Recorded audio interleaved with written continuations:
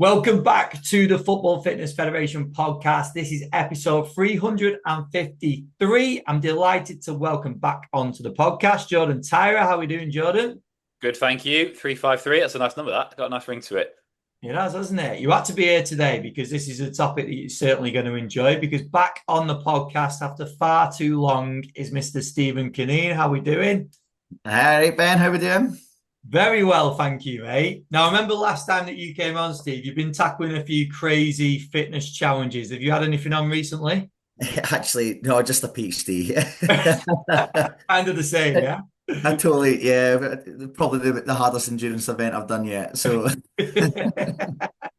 We will definitely get into that. That is going to be that's going to be the base of the topic of conversation, certainly.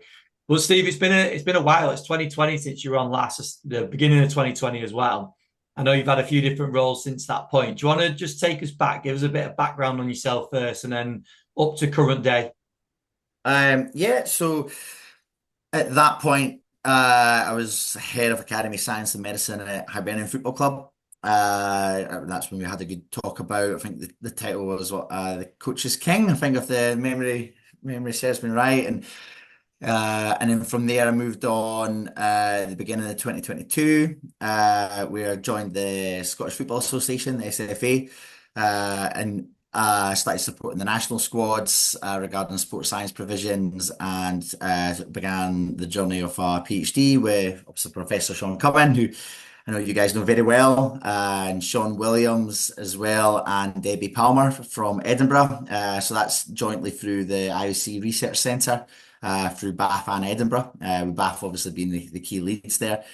So that's been quite exciting as well. So it's given me a different insight to not just football, but actually getting to see and be involved in parts of research which involves multiple sports. So that's been pretty interesting as well. But primary, I'm with the SFA. They're also the funders of this piece of research. As well as other bits and pieces on the side too. So yeah, you know how it is in football, you got to keep busy. Brilliant. Yeah, and I know obviously Sean presented at our conference, and I know there's certainly going to be topics that are going to come up. Jordan was at the presentation, so I know there's certainly going to be things that we're going to bring up in from that presentation that Sean did as well. Well, Steve, give us a little bit of a rundown. I know you've been speaking to Jordan there before we start recording, just on the research, maybe some of the findings and what we take going forward as well. Yeah, so we're just over the halfway mark, so we're just two years in. And the first year we were assessing the impact of relative age and growth and maturation across the whole Club Academy Scotland. So for people that are just a little bit unaware, Club Academy Scotland is the official governing body of the professional academies within the SFA. We work within the SFA, and we manage obviously all the professional academies. A bit like, we've got obviously a system similar to the EPPP as well, where we've got the different categories of the academies, and there's different benchmarks that the academies have to hit. And one of the things that we discovered, and this is in particular in my time at Hibs, we discovered that there was a slight issue when it came to identifying and supporting or nurturing the pathway for later developing players. So back then, at that point, you could select three players that you could play down. So, for example, if you wanted to play a player with a younger age group, you could only select three players at the beginning of the season, and then those three players would be fixed. And my argument was, but what happens if you've got more than three late developers? And then what happens if you wanted them to play down further age groups? And there's a whole different issues. So they effectively just went, right, okay, you fix that problem. So that was what the first part was making sure that, first of all, that the practice of growth and maturation and monitoring and assessment was standardized across the whole of Club Academy Scotland, because the first part that we noticed, every club had their own different way of assessing maturation. So a lot of clubs were still using the maturity offset methods, which we're not particularly fans of. Some are using Murwald, Fanson's, lots of different, just the different variations, because it was easier to collect. However, from a somatic maturation point of view, we obviously we see Camiroche as the gold standard way of collecting and assessing. So that was the first part. So we ended up hosting workshops at Hampden to the academy directors, the sports scientists, the physiotherapists, and coaches that want to come along. So we've got like obviously Sean coming along, Des Ryan, Sean Williams, all presenting, the influence of growth and maturation can have on player development. So that way we managed to get a lot of buy-in across all the academies. And from there, we ended up establishing better practice of using the Cammy Ross method. So from there, all the clubs that took part, we nearly managed to get every club in Club Academy Scotland, especially across the elite and performance tiers. So that's like effectively the category 1, category 2, if you're looking at it from an English academy point of view. We ended up looking at the impact of relative age and growth and maturation on player selection and retainment. And yeah, we ended up publishing just last month in the Journal of Sports Sciences that paper. And from what we've gathered at the minute, right, to date, it is the largest paper in the world on combined relative age and growth and maturation in football. So yeah, we feel like it's had huge impact. And even furthermore to that, it's actually the research has had a real profound impact on the regulations and the guidelines within Club Academy Scotland. So now clubs can submit data to us at the SFA. We will assess players if, for example, if they want them to play down. So now you can submit as many players as you want. So you don't just have to select 3 per age group. If you've got like 10 per age group, which would never happen, but just, in a hypothetical world, as long as you could supply good, robust and accurate data, then we can support that player playing with a younger age group. So that way we know now that player is going to get a better chance at developing in their own time, and they're going to get more opportunities to play football, so more minutes and hopefully better development. And then with that, we can hopefully afford them more time in the system before a decision has to be made, so we can potentially save these later developing players. One of the ways that we're going to hope to try and save them. So yeah, that in a very quick nutshell is what the past years kind of went on. Jordan, have you got anything on that? I can tell that this is definitely the topic you're going to be. As I said today, I was going to sit back and listen to you two chat Yeah. away. So have you got anything on that initially? Yeah, there's a lot in that. There's loads in there, but I think it's just such vital research. I think what's really powerful though, and I had this similar sort of feeling when we did our Manchester network meeting at Manchester Institute of Performance, get that right, when we were talking about the women's FA in England, because the FA system controlled more of the academies in the women's game. And similar to like you're just saying there, in terms of the SFA, the FA is controlling a bit more of the academy system. Therefore, it centralizes a lot of stuff. And that therefore you can control a bit better in terms of data collection, data handling, and like you say in there, that you can then submit a lot of that data. I think it allows for better regulation ultimately, doesn't it? Because obviously the EPP system in this country, in England, is very good and has brought in a lot of standardized protocols that we've got to meet and all this sort of stuff. But ultimately, I know from my time leading departments and things in Cat 3s and Cat 2s, sometimes it's a case of some people collect their data slightly differently. Some people, like you say, will use Merwold. Some people might use Cambridge Road. Some people might use a combination of the two. And when it's not standardized across the board, that's where things might slip. So I think that the initiative in itself, the fact that you guys are overseeing all the academies in terms of the growth and maturation, how it's done, how it's standardized, we're all using Cambridge Roach, we know why we're doing it, etc. I think that's really powerful. I think that's really important and genuinely something I think English FA and other FAs around the world, I think, should follow suit, in my opinion. But just a quick point to go back to what you were saying in terms of the 3 fixed players at the start. I think that alone shows a little bit of the mindset sometimes of FAs and just let's call it institutions in themselves, because it was kind of like, I have a feeling they probably said, you might be able to give a bit more context on this, only 3 because they would be afraid that teams would play too many players down and get a performance benefit from that. That's Whereas right. we know, in an under 14s or under 15s age group, as much as the under 14s and 15s players will tell you that those games really matter, we know in those age groups the biggest influence or the biggest factor that we're trying to hit there is development. It's not It's not performance. It's not 3 points at the weekend. So, if we have got, let's say, 5 later maturing players, and we know it would be best for them right now that they move across the age groups, or as we sometimes say, move down and all that sort of stuff as well. They play down an age group and then they getting a little bit of an easier ride in terms of the physical load.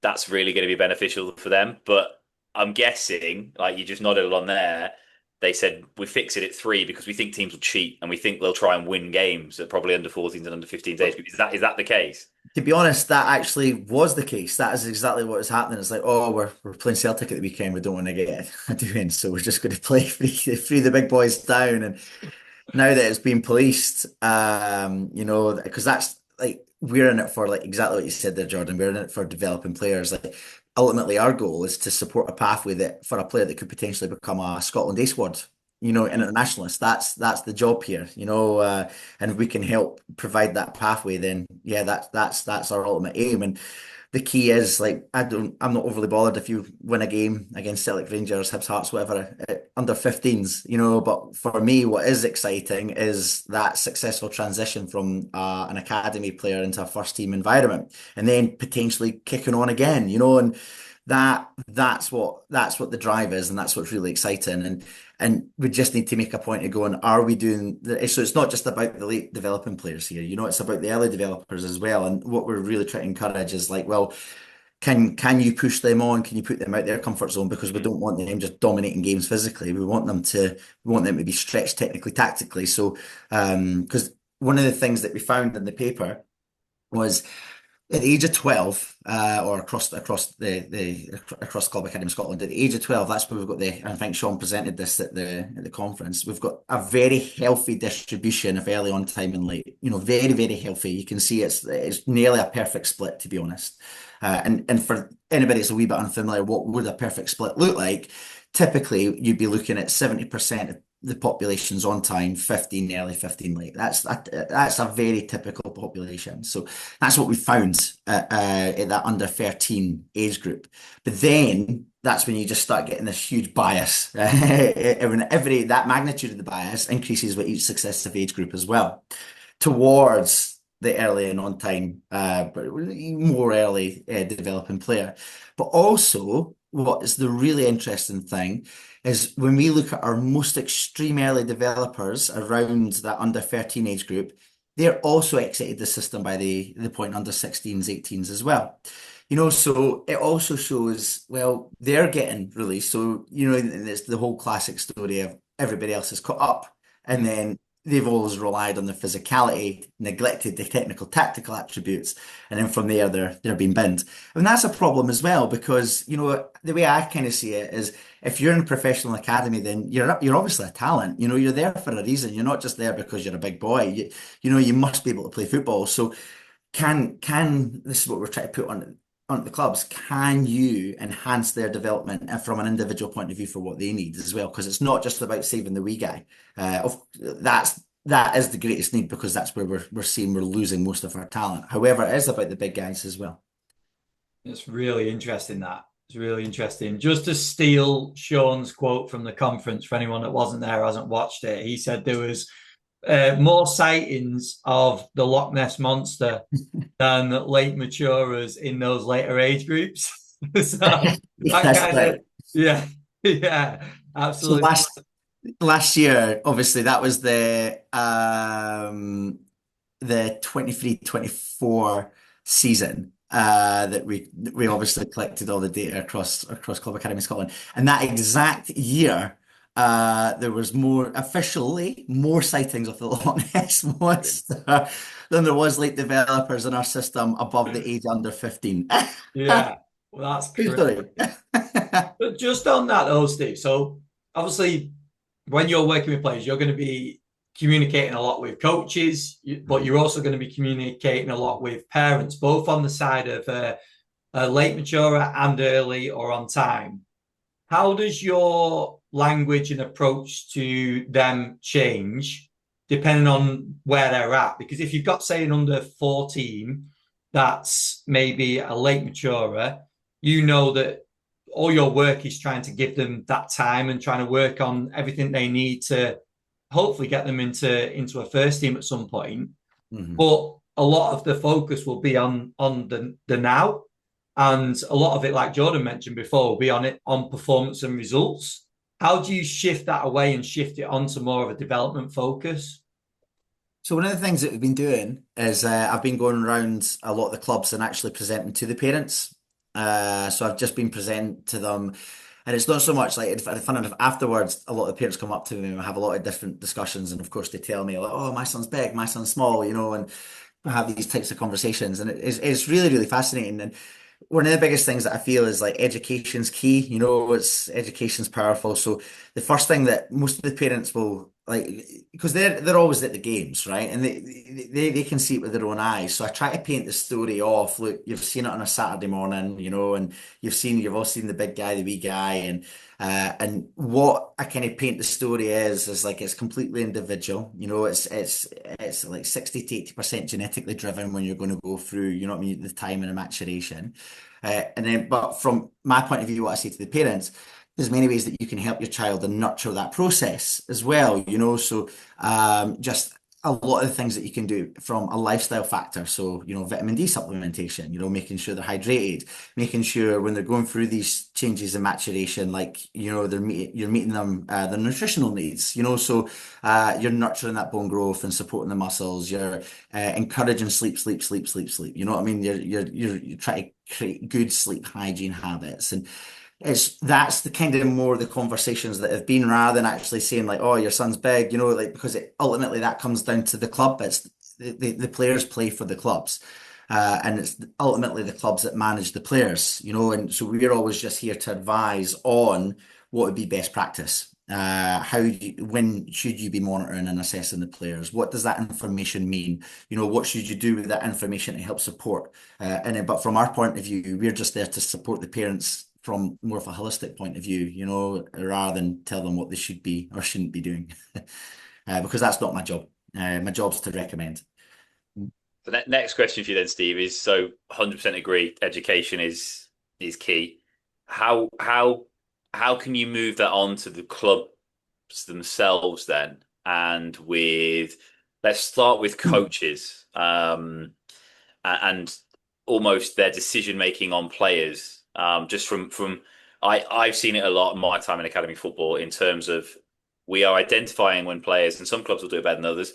You're identifying when players are going through growth spurts. We know they're moving awkwardly. We know that adolescent awkwardness is there, and yet coaches are still writing off players a little bit during those growth spurt times when players just move badly because, like you said, the body, the skeleton, everything has changed so much. What sort of initiatives, education pieces, and you said you're doing it to the parents. How are you also providing the clubs with that information as well?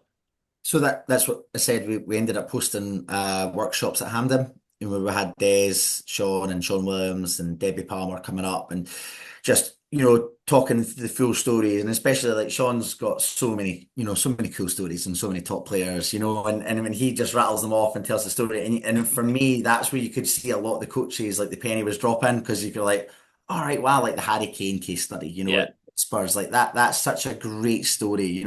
How many low moves did he have? Mm. And it just never worked. And then wow, you're talking about one of the best strikers in the world. So it just shows you, like, I feel the more of these types of stories, like the other one is like the John McGinn story. John McGinn was a late developing kid and a fourth quarter kid, so he was like, that unicorn, so to speak. He was the double whammy. And John moves awkward now. He's unorthodox, and that's what chatting to the coaches when he was at St Mirren, they were just like, if you think he's awkward now, how do you think he looked when he was going through his growth spurt? Like, wow, he's lucky. He's so lucky to survive the system. Yeah. But kudos to St Mirren there, because they actually had the foresight to be like, funny enough, John's big brother Stephen came through the system, ended up breaking through to St Mirren, and then went to Watford. So they thought, right, he came from good pedigree, there must be something here, let's just give him the time. But you're talking about, like, that's a Champions League player, which is, that's an insane decision to make on a potential talent like that. And I think it really just shows that talent identification is the hardest thing in football.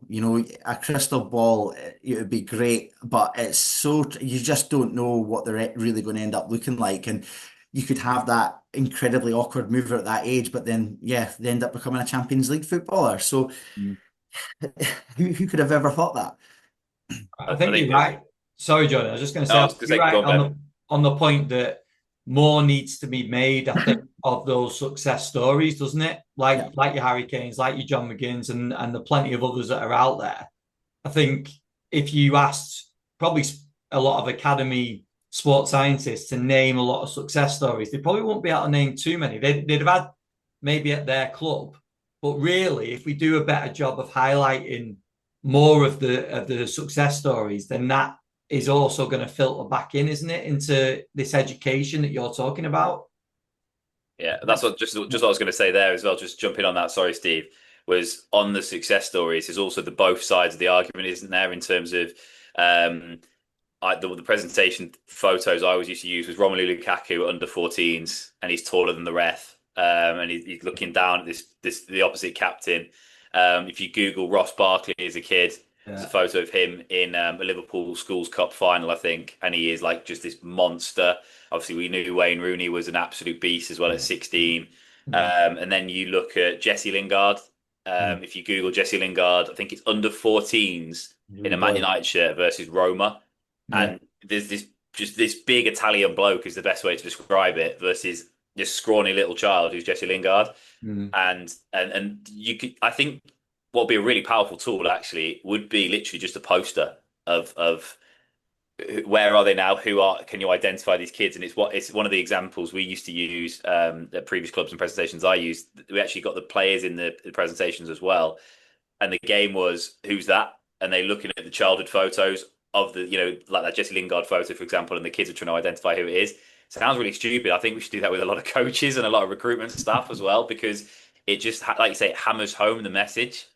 And I think that's so brave from St. Mirren as well. Yeah, yeah, The really. question I was going to ask you actually was on brothers, because I won't name the club or the brothers and stuff, but I've seen myself that the opposite in terms of the older brother was a later maturer, sort of average height, average size, and a little bit sort of slighter. His younger brother was taller than him, even when I think so. His older brother was when he was an under 15. His 13-year-old brother was already taller than him, broader than him, and all this sort of stuff. And I think because the brothers were in the academy, the coaches could see it a bit more and could sort of see, oh, okay, we need to give him a bit more time for the older one and all this sort of stuff. So I was going to ask you on that. Do you find that helps sometimes, like you said, in terms of stock and pedigree, like those words that we use in there? Does that help clubs identify that even more? I think there's definitely a bias when it comes to that. Yeah. And even when it comes to one of the things that I've noticed within the academies as well, a lot of the top prospects, their dads were top players as well. Yeah, And I always think there's a bias towards that as well. It's like, oh, he's going to be a good player, so and so was his dad, mm, and then I always wonder, the whole nature versus nurture debate as well. Like, are they a product of just being brought up, by following their dad around, going to all their dad's games, just being part of that world? Or are they actually just born with an innate talent? It seems to be genetics. I don't know, yeah, maybe a bit of both. But I always find these kinds of types of conversations interesting. There's actually as well, there's a set of twins that I've seen recently too, and I've never came across many twins in mm, academies. So this was quite interesting, and they're both late, but one is like what be fair, one's actually like lower level on time, like which if you're looking at it from a relative point of view is late, yeah, compared to us. Well, the other is late, and they're genetically identical twins, but their body compositions are slightly different, and their maturation status is ever so slightly different when there's only minutes between them, really between the point of birth. So again, it just really reinforces the fact that 60, 80% of his maturation is genetics. However, there is environmental factors as well, clearly. And that's why I thought, that case of the twins, I was like, here's a classic. You couldn't get like they are, genetically identical. So, there's obviously something going on different with this boy's lifestyle compared to his brother. mm. I find that, and I also find that really, really fascinating. Just back to the John McGinn story, Steve, because I think that's really interesting. Do you think the size of club has an impact on the process as well? So if you're a Celtic or a Rangers and you're somebody like John McGinn coming through the system, does it just drop your chances completely compared to being at St. Mirren? I don't know. From what I've gathered, there seems to be from across all the clubs, there seems to be quite an even distribution. Like the trend is similar. I couldn't honestly comment on that, Ben.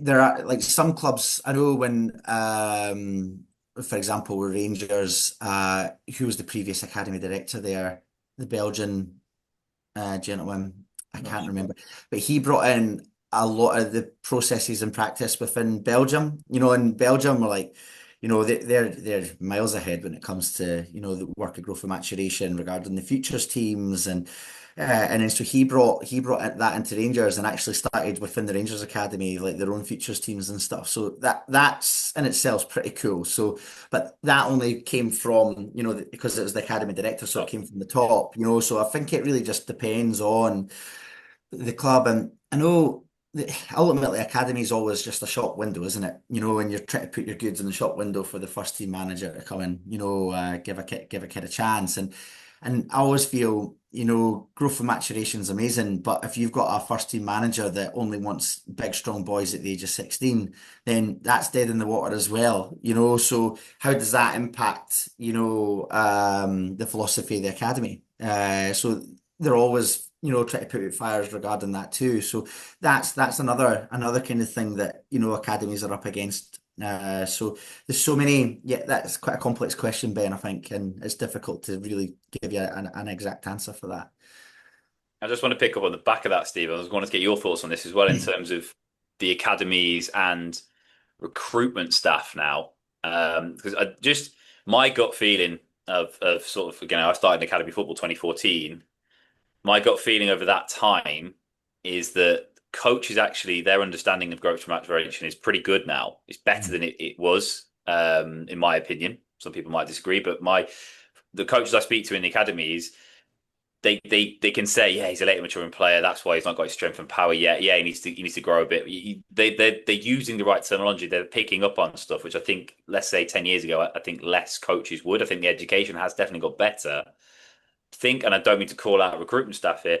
I think where it's still a little bit behind is that we're still recruiting big, strong players typically, and it's very rare we see we're bringing somebody in technically outstanding, but physically they're poor. And I think so. My question was going to be: Are we? Do you think we're putting a little bit too much on the physical testing side of stats and data now? Where I know from experience, we're sprint testing, we're jump testing, we're doing fitness testing, and we know later maturing players don't score as well on that. Certainly, if we're looking at under 14s, under 15s age groups and things like that. So, is that having an impact on recruitment side? Going not strong enough, not powerful enough, not. Do we need to then say, hang on, we need to be bio-banding? And hopefully, it's a leading question. We need to also look at their bio-banded scores versus their actual just against their age group scores. Is that the sort of thing you would advocate for? Yeah, so actually that's the next kind of workshop we're looking to host that I'm doing is Hey, coming look at up with that. yeah, with our scouts and yeah, the talent recruitment department. So yeah, funny enough, that's where obviously we've identified a big that's they're the gatekeepers, aren't they? They're the ones you're only as good as what people are bringing in. So that's the biggie. And yeah, I don't know if you saw it was like a little paper that David Johnson and Sean did last year when David did an educational workshop within West Ham. And it was fantastic. And he created like these little cheat sheets, so to speak. And it was just like how to identify when a player's pre-sucker and Yeah. post-PHP. And it was great. And then so did the whole talk on, what is peak height velocity and, how does that influence a player's physicality? And then created that sheet and then went out and got obviously all the scouts to actually look at players using that kind of sheet, brought them back in, retested them. The first thing he did was, yeah, identify who was early on time and late. and then like nobody got anything right. You Yeah, know, yeah, the scouts got all wrong. But then after they did all this workshop and then went out and started looking at all, they could actually nearly get every single. I think there was one scout that managed to get every single player correctly identified as early on time and late. yeah. And to be fair, we've actually, so there's a little paper in the works at the minute from one of Sean's undergraduates, I ended up contributing with as well. And to be fair, it was a fantastic piece of work, really, really good for an undergraduate student. And that's what they did a questionnaire across multiple clubs across the whole of the UK, so obviously Scotland and England, and got the coaches to identify their own players as early on time and late, and then got their maturation status and the time, and then identified where they were at, and then looked at the relationship between their opinions. So that's a really cool piece of work that hopefully should be coming out pretty soon as well. So that kind of answers your question on like, yeah, there's massive biases. Like, yeah, people are naturally drawn towards the physicality of players. And yeah, I would like to think that, especially sports scientists now, I'd like to assume that biobanding physical profiling is becoming the norm, because you want to understand how good in a potential athlete a player is. And we all know that chronological age can be misleading. So especially when it comes to academy players, biological age is a far better way of understanding where that player is. But ultimately, you still need to do the chronological age group testing because that's where they're going to be competing and testing, Yeah. so you need to know how they compare amongst their own age group. So, but yeah, I'd like to hope that's becoming more just, standard practice across the clubs in the UK. But maybe I'm a little bit out of touch on that. But that's from what I've seen is people talk about that. So No, I agree. I definitely think, from my experience, it's happening. I know previous clubs we were starting to do that in terms of looking at your chronological age versus your biological age scores. Because ultimately, and then goes some people who might not still be bought into biobanding or at least looking at maturation of your players. Some people might go, "Oh, you just pick the best ones or whatever." I don't know what their mindset might be, but the evidence is there, and also it just makes sense that if we're looking at somebody who's still growing, the skeleton's still changing, musculature's still changing, and everything. Let's say they're an early developing player and they are outscoring everyone. We're not comparing apples and apples if we're then, looking at them and going, look at what an amazing athlete they are, but biologically we know they're 2 years older than everyone. Mhm. You're almost setting that kid up to fail. And I just wanted to come back to the point you made earlier that the really extreme early maturers actually are leaving the system. And I'll be honest, I've seen that firsthand a few times where they come in at sort of 13 when they've kicked in and the growth spurt's really kicked in nice and early, and you can almost hear the academy recruitment staff or some of the coaches going, "Cool, look at the size on them, look, strong, powerful players," and you go in. Yeah, okay, yeah, yeah, definitely, and I hope they do well, and I hope they crack on and they do really well, but they will get to that point, won't they, where they'll just rely on that physicality. And I just Yeah. think, again, like you hit the nail on the head, in my opinion, where we're saying people think this is all about the late maturer. It's not, is it? It's about every child in an age group. So if you're looking at individual retain release decisions, and you were looking at, say, an early maturer, and you were looking at their scores and going, fantastic scores, brilliant. But then you look at their, sort of biobanded report, and actually, if you go off the biobands and we do percentage of adult height, they're actually well above the chronological age, and they should be being compared with, say, the age group above, or maybe even two age groups above. All of a sudden, you see that, maybe they're still scoring really well, fantastic, they're a fantastic athlete, or they're actually scoring relatively poorly in comparison to people who are biological age very similar. So then all of a sudden, we've got a completely different lens on that player. And I think you're then, just as an academy, you're providing better context and you'll be able to provide better support for that individual player. So coming back to the start bit where I said where people still might not understand this or they might not buy into it, they might not get it. Like at the end of the day, at the foundation of it all, it's just better support for individual players, isn't it? Totally. So yeah, what's your view? Do you think there's still people out there who aren't buying into this?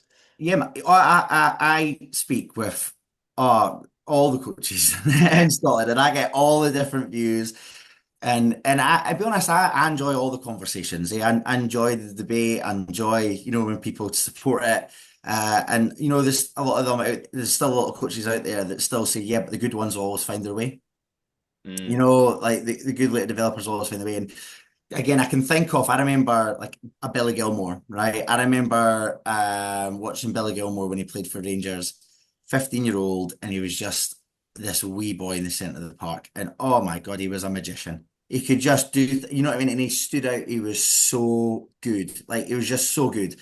And then, so I can see why coaches also have that opinion as well, because you are going to find those little diamonds, you know, but they're few and far between, you know, the ones that stand out, like to that level.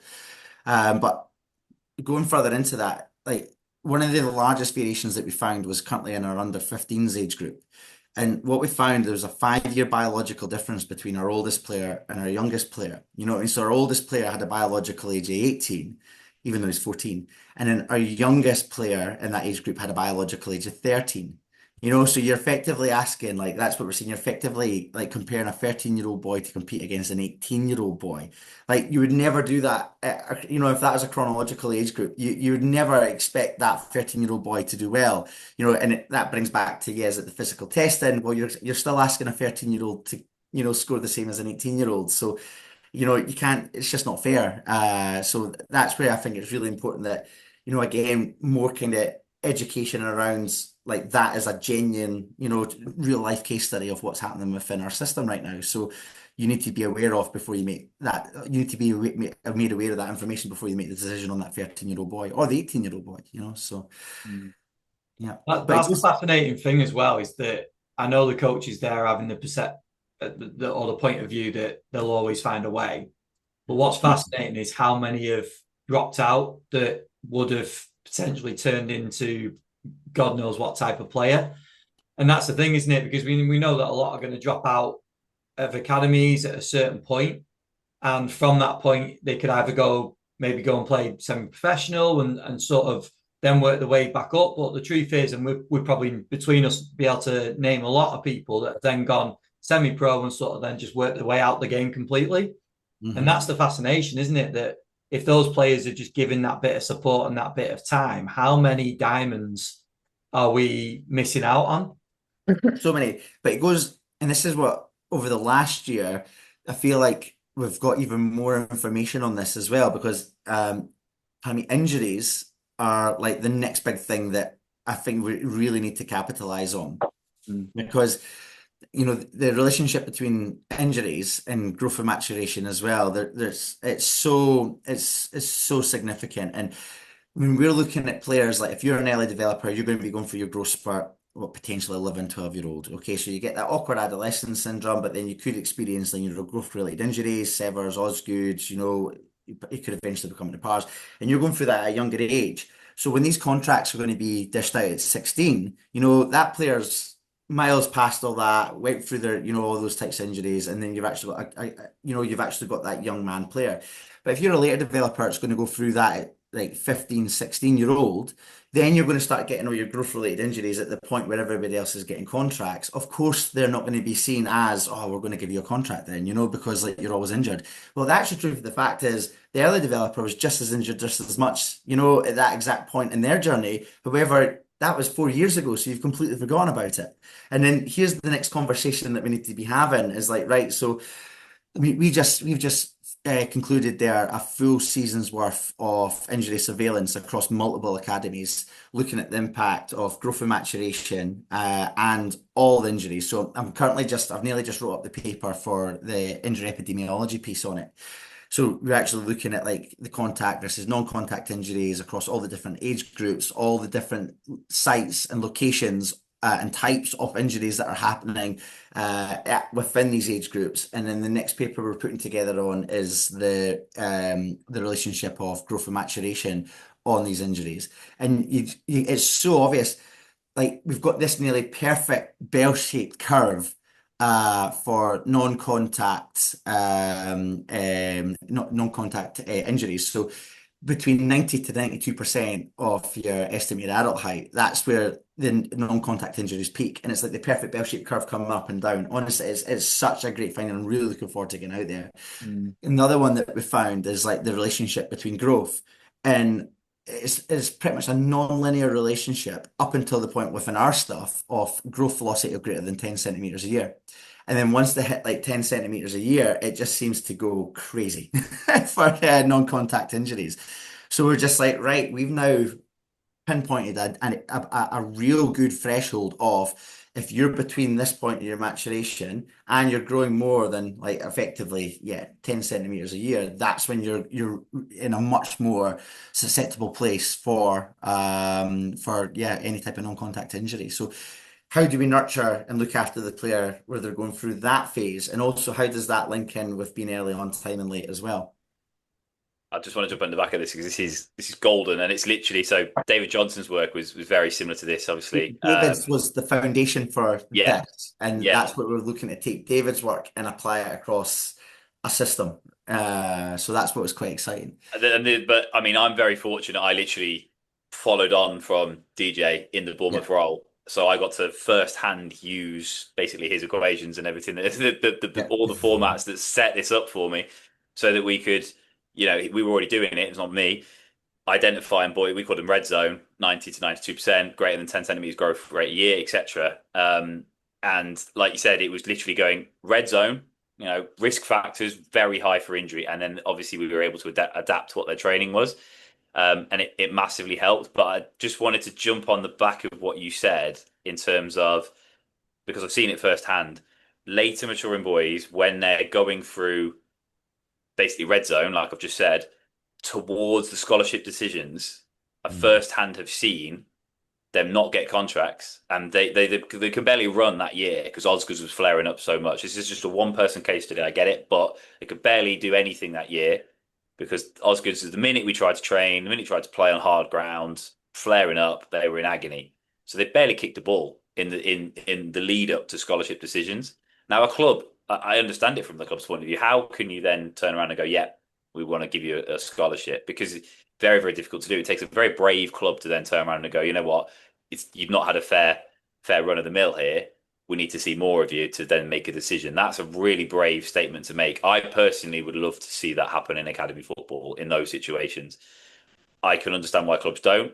I personally would love to see it happen, but almost just to sort of put the call out there that if you are in academy football and you are working with your players to try and identify those red zone players, and regardless of where that is as well in terms of that individual's journey, keep that in mind. So again, if you have got somebody approaching 15 years old, important years, decisions on scholarships, decisions on contracts, and they're in red zone, and then people are talking about actually, do we start to offer them contracts? How are we thinking about them? You as the sports scientist, because you're going to be the person collecting the data, you have got a responsibility, in my opinion, to that player and mm, also the club to say, just FYI, growth rate greater than 10 centimeters per year, 90 to 92% of adult height, they are in red zone. Keep an eye on that might mean they are impacted in their injuries. And then now we're making decisions on them. This is going to have a big impact on that. So just a call to the sports scientists out there, if you're not doing it already, please do that, because there will be players who will be impacted by that 100%. I guarantee that in our academy system across the world, but certainly in England and Scotland. So I think just to champion what you're saying there, Steve. I think that's a really, really important point to make. yeah. That's what we're really excited about is the fact that we've got multiple clubs that have Yeah, contributed to this data set. So it's really powerful. So, you're saying like N01 there, we've actually managed to show this N off yeah, multiple. So it's so profound. And that's what I feel like for me. I honestly feel like the growth and maturation assessment and monitoring is like one of the real key fundamental pillars for youth development. And when you get that right, you get a much better understanding of, like I said, the crystal ball for talent identification is, it'd be brilliant.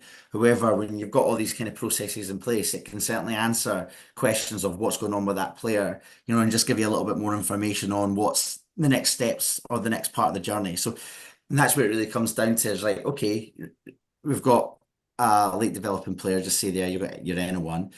He's 92%, he's 10 centimeters a year, but so what? What does that mean now? So, like, yeah, the sports scientists now will have this issue, but what do they do? And that's the next part is like, right, well, we need to put him into, we're calling it the growers club, So, how do we nurture and look after that player? Well, you're going to come into a growers club. We're going to modify your training. We're going to put you in a specialist, different types of things to try and help nurture that pathway. We're not saying we're taking you out of training. We're just, giving you a little bit of a deload, giving you essentially your body time to breathe. And yeah, that's why I always like the idea of Growers Club. It's, you know what I mean? It sounds a little bit inclusive, you know, rather than just like, oh, great, I'm getting pulled off to the side, you know, and that's what I feel is really, really important. So it's like the three-step process, like, yeah, identify the growth and maturation, look at how that works and potentially like mitigate the injuries, and then, yeah, identify and put in a Growers Club. And the coolest thing is, so I'm very fortunate. I chat a lot with Des Ryan, and Des is like, you know, one of the big things that he says, like, yeah, the success and stuff that you had at Arsenal is because of the facilities and resources. And now he's in Galway, you know, he's the director of sport and performance for Galway University, and he's doing this exact same work and program that he had at Arsenal, but he's doing it in GA. You know, so like, and he's having the exact same results, and that's what his point is like to do this stuff, you don't need all the resources in the world. You just need to get good processes and do it regularly and trust the data and work within the data, and then you'll have success. So it doesn't cost money, you know, like well, everything all the time costs money, but Yeah. it doesn't cost a lot of resource, you know, to do this work properly. So it doesn't matter what category of club you're at. Like, you know, one, two, three, or in Scotland, you know, the advanced youth progressive performance or elite, like this, I feel is a non-negotiable. You know what I mean? And like you said there, you've got a duty of care to your club and to the player, and to the parents. You know, the parents are the ones sacrificing so much for that player to help them live a dream, you know. So you know, the sports scientists are in such a powerful position, and I feel like to not do this work is negligible, if I'm honest. Lads, that was incredible from both of you, I've got to say. The level of detail in that episode was superb. So I really appreciate both of your contributions to that. I think that was absolutely quality. Steve, there might be people with questions. There probably are going to be people with questions. Is there anywhere you direct people to go to contact you to reach out? Yeah, you can get me on, I suppose it's X now, isn't it? I need to keep saying that. X, or LinkedIn. LinkedIn's always a good one. I'm quite active. Probably more active on LinkedIn than I am on X. So, but yeah, at Steve Curnyn, on both, and you'll find me. Yeah, it's an easy way to get in touch with me. And you also referenced the sort of workshop seminar events that you've got. Have you got a date for that for the next one, or is that yet to be announced? So yeah, those ones we've been doing with, I've been in-house with Club Academy Scotland at Okay. Hamden, so they've just been, yeah, it's that's not as inclusive, you know. So it's just within the practitioners and the coaching staff, and within obviously the SFA. But yeah, I present a lot more at conferences and stuff now. I was just at the World Congress of Sports Science, or Football Science, sorry, just last month, and presenting a lot of this work. And I'm actually going over to Galway in a couple of weeks, to spend a week with Des, and presenting at a couple of the things that he's got going on there as well. So yeah, I'm out and about a lot these days. So yeah, just always happy to discuss and debate, you know, these Yeah. types of topics. So yeah, No, if anybody brilliant. sees me, reach out. Perfect. We'll give Des our best. Not Yeah. spoken for a little Brilliant. bit. And yeah, no, massively appreciate you coming back on, Steve. There was some brilliant stuff in that episode. So yeah, thank you very much. No, it's a pleasure. It's always like I'm a nerd, total nerd for this stuff, so always happy to talk about it. Brilliant. Thanks, Awesome. lads. All right, cheers. Jordan, episode 353 in the bag. That was a really interesting one, wasn't it? I know it's a topic that we've spoke about quite a bit. We obviously had Sean present at the conference. We had him on the podcast, and we've had other people in academy football reference growth and maturation as well. But I feel like Steve went into a different level of detail there. Yeah, that was one that we've recorded for another 15 minutes after it recorded. Sorry, we carried on for another 15 minutes just chatting about it all.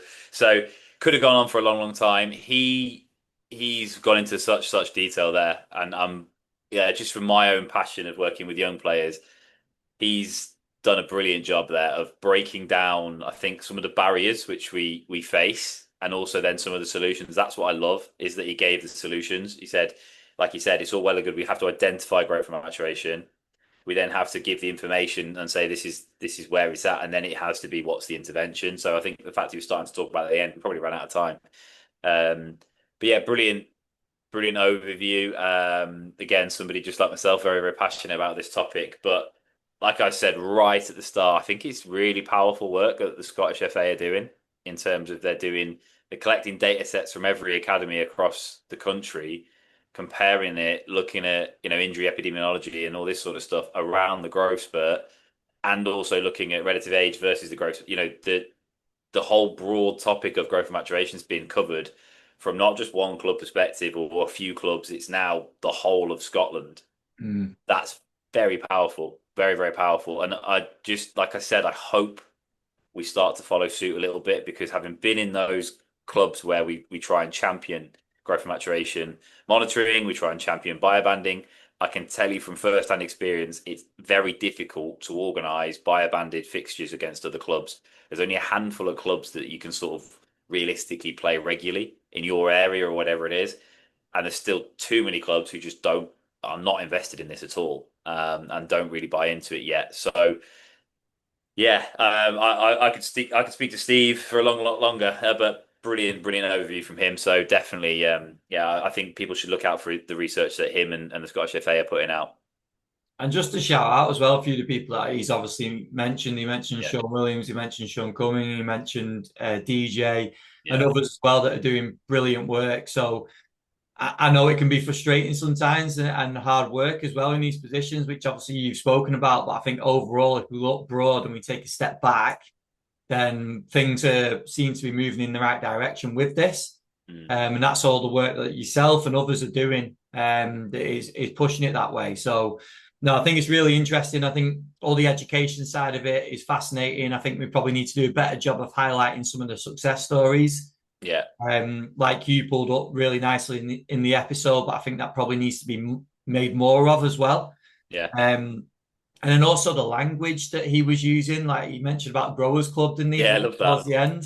I think that's really fascinating. I think Sean mentioned about being very careful about using playing up, playing down.